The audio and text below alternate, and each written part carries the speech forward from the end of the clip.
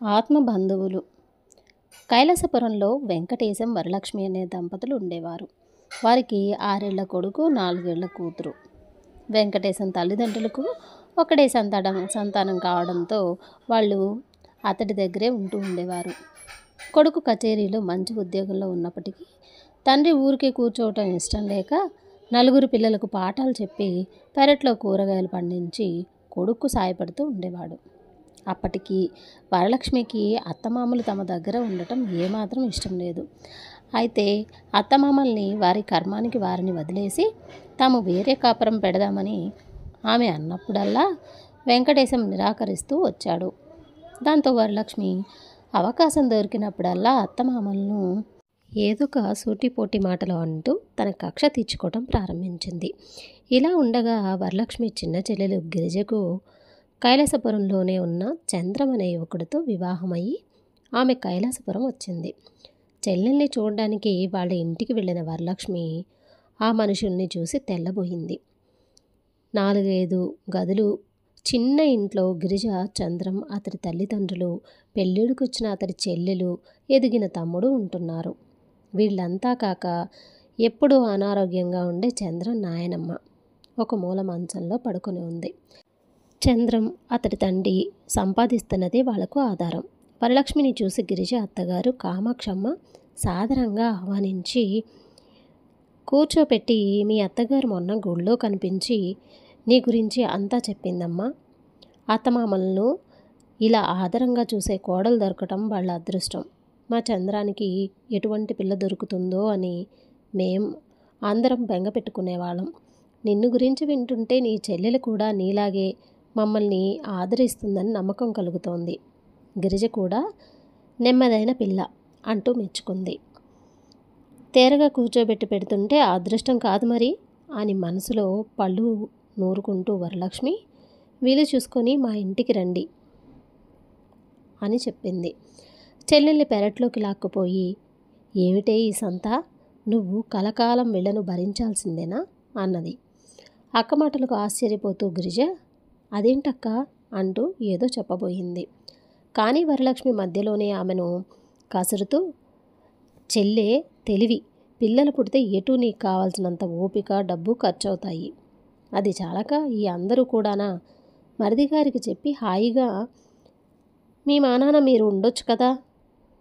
నీకు అటు చాకరీ తప్పుతుంది, ఇటు మంచి చీరలు, నగలు కళ్ళ చూస్తావు అన్నది. గిరిజ ఈసారి అక్క మాటలకు ఏమీ బదులివ్వకుండా ఊరుకుంది.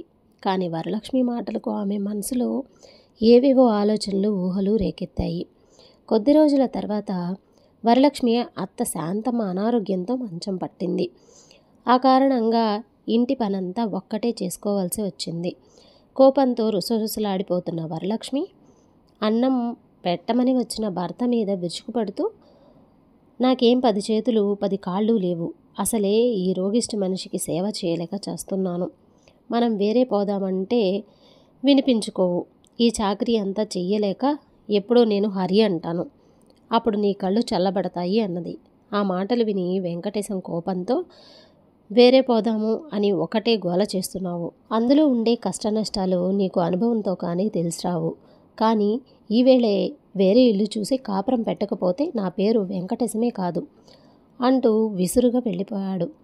వెంకటేశం చెప్పినట్టే వారం తిరగకుండానే వేరే ఇల్లు చూసి పెళ్ళాం పిల్లలతో కాపురం పెట్టాడు. అతడి చేరిన ఇల్లు 3 వాటాలుగా కట్టింది. మధ్యలో వాటా వెంకటేశానిది, కుడివైపు వాటా ఇంటి యజమానురాలిది, ఎడంవైపు వాటాలో మరొక కుటుంబం అద్దెకు ఉంటుంది. వరలక్ష్మి ఎడంవైపు వాటాలో ఉంటున్న అందరితోనూ, ఇంటి యజమానురాలు మంగమ్మతోనూ స్నేహం చేసింది. వారం తిరగకుండానే వారి వారి కుటుంబ పరిస్థితులు అర్థం కాసాగాయి. మంగమ్మ మహా గయ్యాళి మనిషి. ఆమె నోటి దాటికి తట్టుకోలేక ఆమె భర్తే దాసోహమని బతుకుతున్నాడు. వాళ్లకు 2 కొడుకులు. వాళ్ళు సాక్షాత్తు రావణ కుంభకర్ణులు. వాళ్ళ అల్లరిని ఊళ్ళో వాళ్ళంతా ఏవగించుకుంటారు. కానీ మంగమ్మ మాత్రం మెచ్చుకొని వాళ్లను ముద్దు చేస్తుంది. ఇక సుందరికి ఇంచుమించు వరలక్ష్మి వయసే ఉంటుంది. నోట్లో నాలిక లేని సుందరి ఇంటెడు చాకరీ ఒక్కటే చేస్తుంది. అయినా ఆమెకు అత్తగారి సాధింపులు, తిట్లు తప్పవు. మామగారు కూడా కోడల్ని సాధిస్తూనే ఉంటారు. 2 నెలలు గడిచాయి. వరలక్ష్మి కొడుకు రాము నెమ్మదిగా మంగమ్మ కొడుకులతో స్నేహం మరిగి బడి చదువు ఎగ్గొట్టి అల్లరి చిల్లరగా తిరగసాగాడు. ఇన్నాళ్ళు వాడి చదువంతా వరలక్ష్మి మామగారు రామనాథం చూసుకునేవారు. వాడు సాయంత్రాలు ఆటలకు వెళ్ళినా పొద్దుపోయేసరికి ఇంటికి వచ్చేలా ఆయనే చూసేవాడు. అక్కడి నుంచి తాత మనవడు ఇద్దరూ చదువుతోనూ కథలతోనూ కబుర్లు చెప్పుకుంటూ కాలక్షేపం చేసేవారు. ఇక్కడ రాముకు కాలక్షేపానికి ఎవరూ లేకపోవడం వాడు దారి తప్పడానికి కారణమయ్యింది. ఇంతలో ఒకనాడు వీధిలో కూరలు బేరం చేసి లోపలికి వస్తున్న వరలక్ష్మికి సుందరి భర్త సుందరిని కొడుతుండటం కంటపడింది. ఆమె గబగబా వెళ్ళి సుందరిని రెక్క పట్టుకొని యువతలికి లాగుతూ, ఆగండి, ఏంటిది, ఎందుకిలా కొడుతున్నారు అంటూ అరిచింది.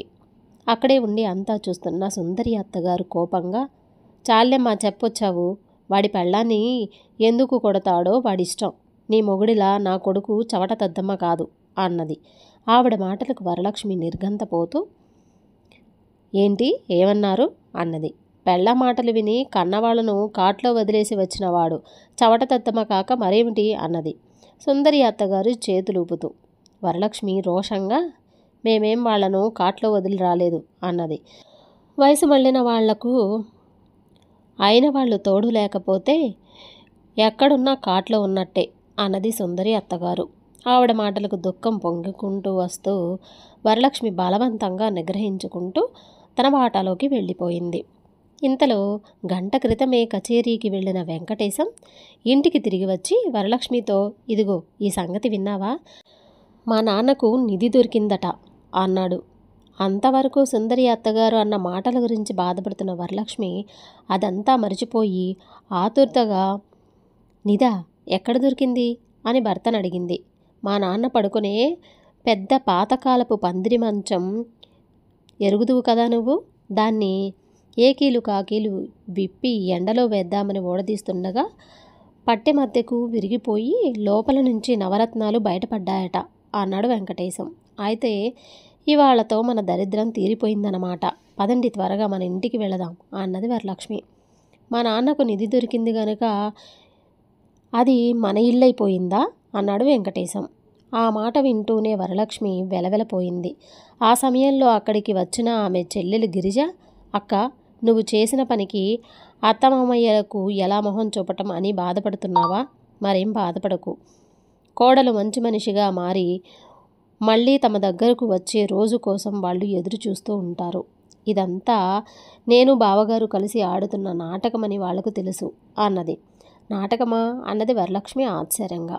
అవును, నీకు డబ్బుపై ఉన్న ఆశ అయిన వాళ్లను చేదరించుకోవటం గమనించిన నేను బావగారితో మాట్లాడి కొన్నాళ్ల పాటు మీరు వేరే ఇంట్లో ఉండడానికి ఒప్పించాను, అందువల్ల మేలే జరిగింది అన్నట్టు మామయ్యకు నిధి దొరకడం అది వట్టిదే సుమా అన్నది గిరిజ. చెల్లెలు చెప్పిన దానికి వరలక్ష్మి నవ్వి, పోనిద్దు, నువ్వు పూనుకొని ఎప్పటికీ తరగని జ్ఞాననిధిని నాకు ఇచ్చావు, ఇంకా రాళ్ళు రప్పల కోసం ఆశపడతానా చెప్పు, ఆత్మబంధువుల ఆనందం కంటే ఇవన్నీ ముఖ్యం కావని నాకు బాగా తెలిసి వచ్చింది. పదండి పదండి, ఇప్పుడే ఈ కొంప ఖాళీ చేసి మన ఇంటికి వెళ్ళిపోదాం అన్నది. కథ సమాప్తం.